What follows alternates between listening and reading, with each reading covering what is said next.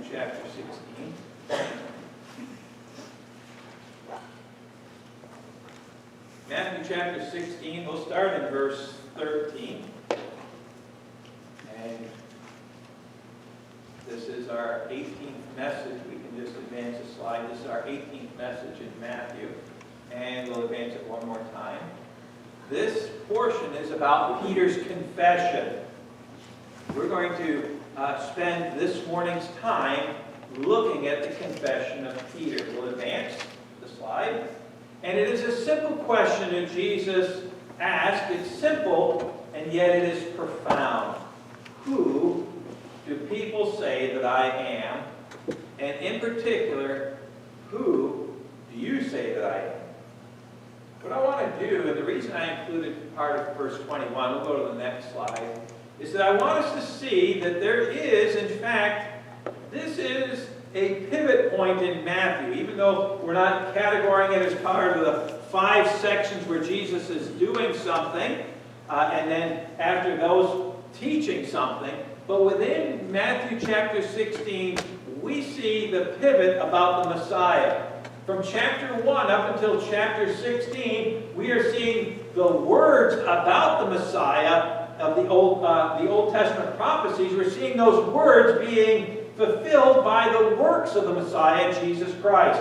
And we see that in both his words, his teaching, and also in the miracles that he's doing and in the encounters he's having with mankind. But when we get to this section where Jesus says, "Who do you say that I am?" I have a little drop-down arrow here because let's look at Matthew 16:21, where it says, "From that time Jesus began to show his disciples that he must go to Jerusalem and suffer many things from the elders and chief priests and scribes and be killed and be raised up on the 3rd day." This is a turning point in which he is now revealing that the Messiah is going to die. He's going to die on the cross, but he is going to be resurrected. And this is in fulfillment of many Old Testament prophets and prophecies.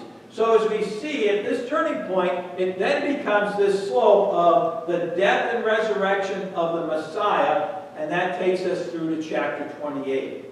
And so what we see is the revealing of the Messiah in this first portion, and we see the verifying of the Messiah in the last portion. Now that's just a little side thing. We're still on introduction.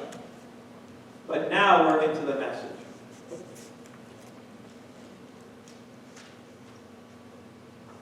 The first thing I want to talk about this morning is the declaration. So let's look at Matthew 16:16. And we know that Jesus is asked, "Who do you say that I am?" And in verse 16, Peter answered, "You are the Christ," that is the Messiah. That's the New Testament word for the Old Testament word Messiah, "the Son of the living God." We know this is the New Testament word for Messiah because in the Old Testament, after the Alexander the Great had conquered much of the known world at the time, he left behind teachers to get the world all to speak Greek. And during that time, during that 400 years of time of silence between the Old and the New Testament, the Old Testament was actually translated into Greek for the Greek-speaking Jews, and we have that term Christ being used as the term for Messiah.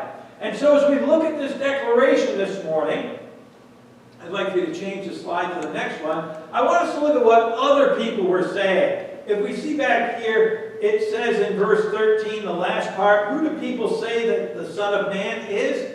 And they said, some say John the Baptist, others Elijah, but still others Jeremiah, or one of the prophets. And depending on your translation of the Bible, it might actually have Elias instead of Elijah, and Jeremiah instead of Jeremiah, just a Greek form of the same person's name. Now we know of John the Baptist. We actually know that when John the Baptist was still baptizing people, that the scribes and Pharisees came out and said, "Are you the Christ?" And so they're still mulling over this. Are you the Christ? Others think perhaps it is Elijah. Now we know that Elijah did not die. We know that with the old spiritual hymn, Swing Low, Sweet Chariot, is singing about Elijah.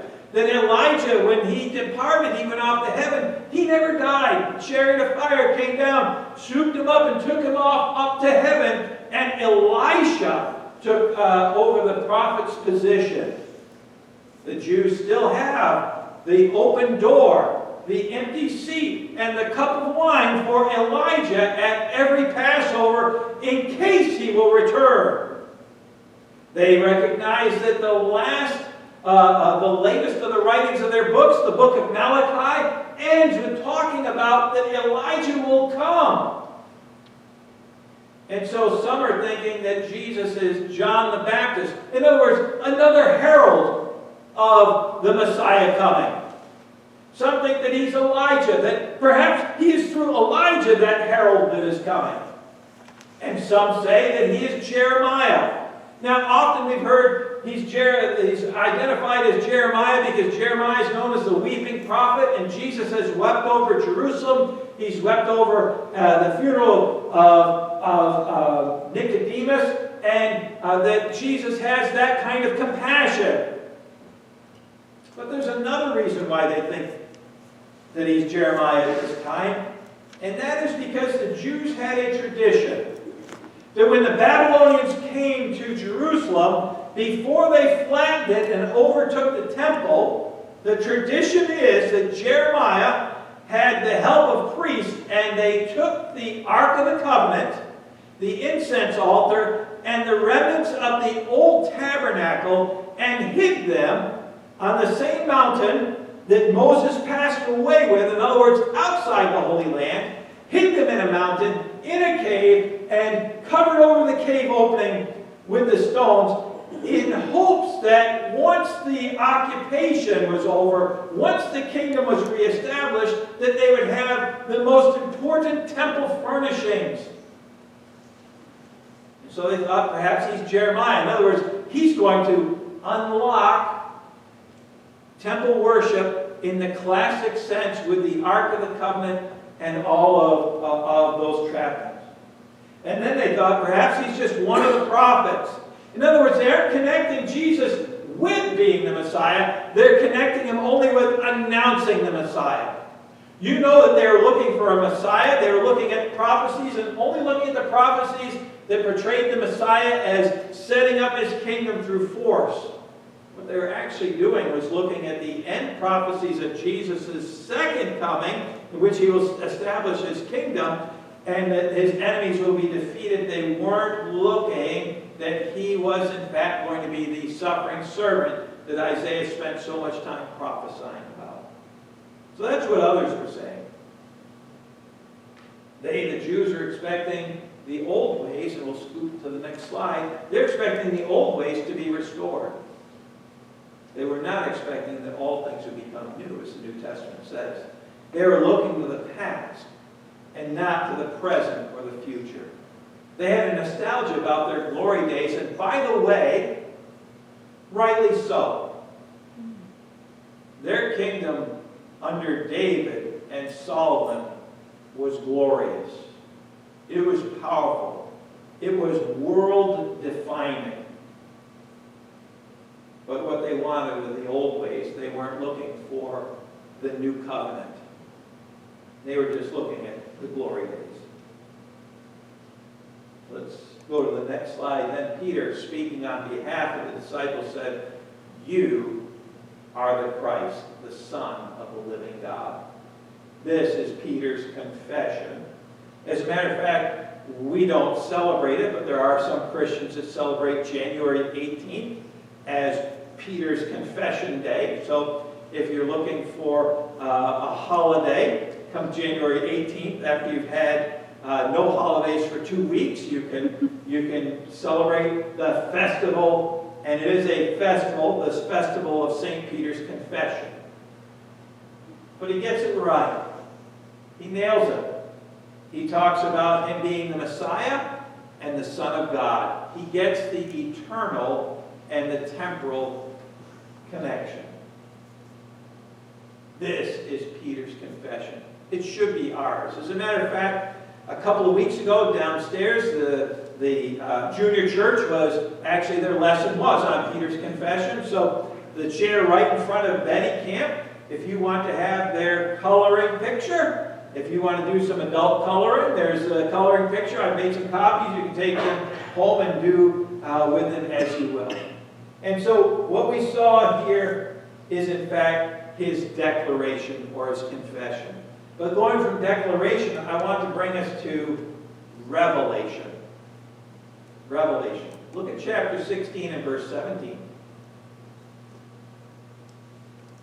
It tells us this, and Jesus said to him, "Blessed are you, Simon Bar-Jonah," or son of Jonah, "because flesh and blood did not reveal this to you, but my Father who is in heaven."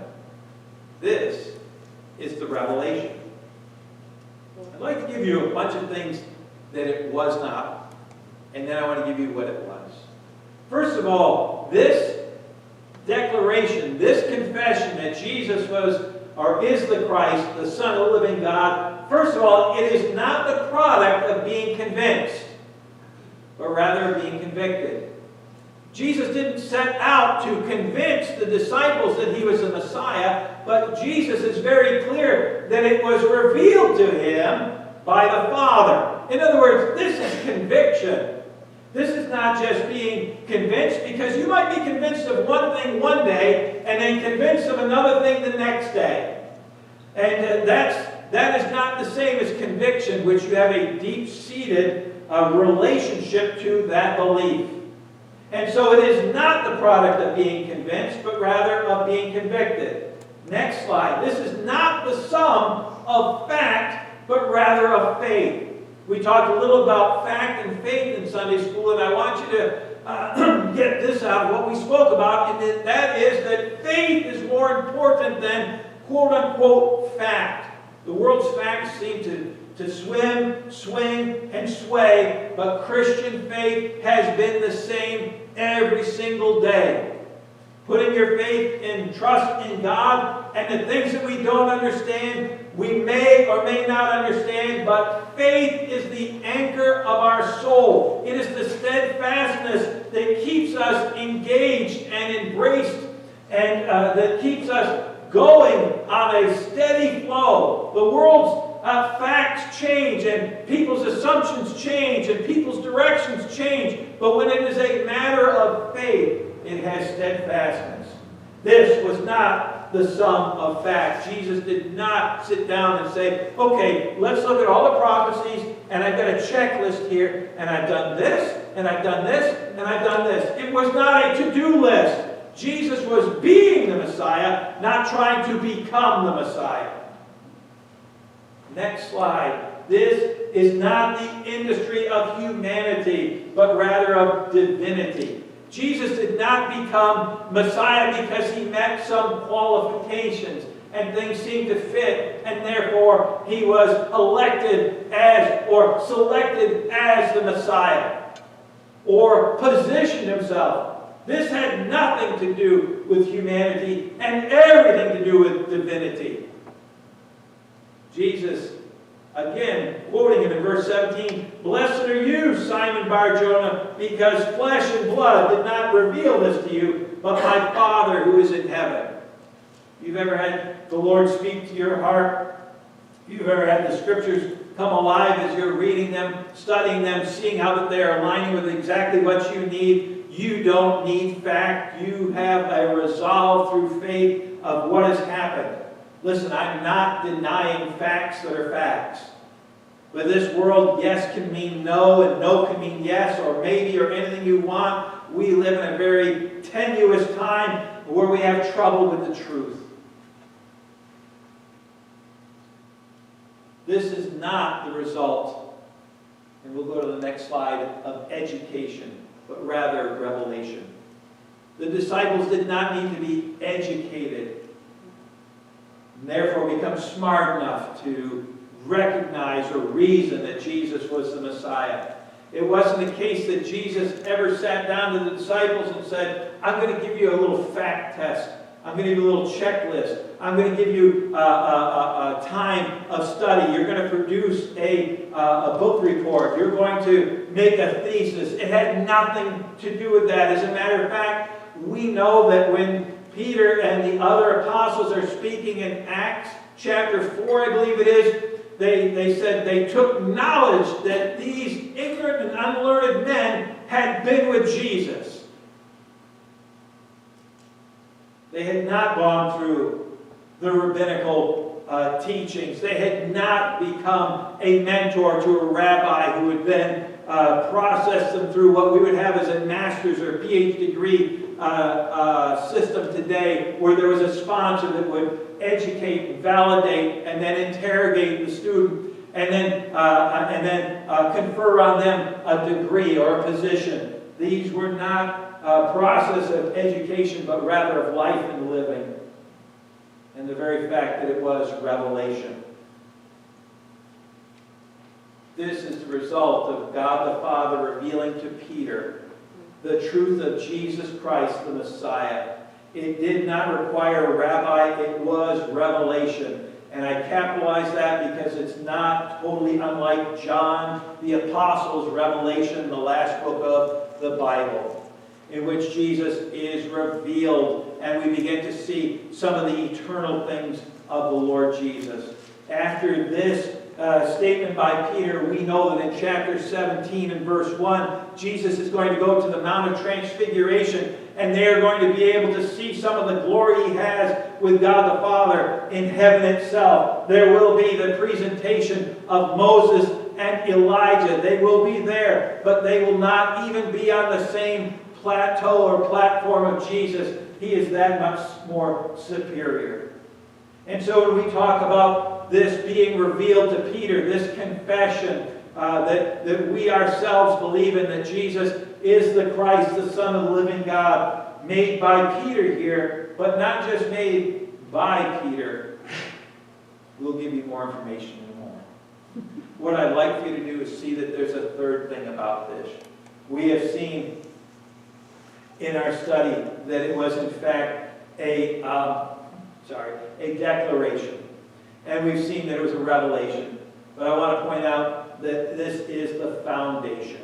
And I want to talk about this foundation because I think that there's a number of people that might get this wrong. And I'm not saying in this congregation, but in the world, that they get wrong what Jesus is saying to Peter. And so in Matthew chapter 16 and verse 18, the scripture says this: I also say to you that you are Peter, and upon this rock I will build my church, and the gates of Hades will not overpower it. Now there is in fact a very subtle play on words here. Peter meaning little stone. But I'm going to get to that in just a minute. The foundation is the declaration of Peter. And when I say the foundation, I mean the foundation of the church, the Christian church. That foundation that Peter just made is, or the declaration made, is the foundation of the Christian church. Matthew 16:16. We believe that Jesus is the Christ. We believe that he is the Son of the living God. And by believing that, we believe that he lived a sinless life, that he died for our sins, that 3 days later he rose from the dead and ascended to the Father. This is the foundation of the Christian church, not social programs. Although they may have their part in the church is about the living Christ. The foundation is the declaration of Peter, not Peter. Get into that a little bit more. This foundation is a tested rock. Did you see this? I will build my church. Upon this rock I will build my church. This foundational statement that you have made, I'm going to build my church. This tested, the tested foundation is rock. Jesus has made this clear in Matthew. Matthew is giving us the connection that when Jesus is teaching on the Sermon on the Mount, as he's closing out the Sermon on the Mount, as he's talking about the proper foundation, he says this in Matthew 7, verses 24 through 27.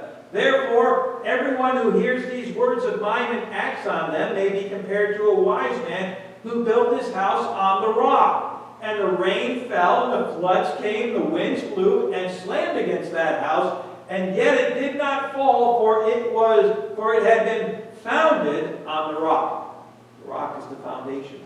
Everyone who hears these words of mine and does not act on them will be like a foolish man who built his house on the sand. And the rain fell, and the floods came, and the winds blew and slammed against that house, and it fell, and great was its fall. The foundation, when Jesus says that rock, he is using this as a point back to his Sermon on the Mount, the teachings he's made, that any house has to have a rock-solid foundation. And he's saying to Peter, that truth that you have said is the rock or the foundation of the church. Listen, the true foundation of the Christian church is Christ. 1 Corinthians chapter 3, verse 11. For no man can lay a foundation other than the one which is laid, which is Jesus Christ. It doesn't get any clearer than that. Except that I took Betty's favorite translation of the Bible and I put that down as well. And this is what it says. For God has already placed Jesus Christ as the one and only foundation, and no other foundation can be laid. You see, it is a misunderstanding of the statement Jesus made to say that the church is founded on Peter. It's not. There is only one foundation, and it has to be Jesus.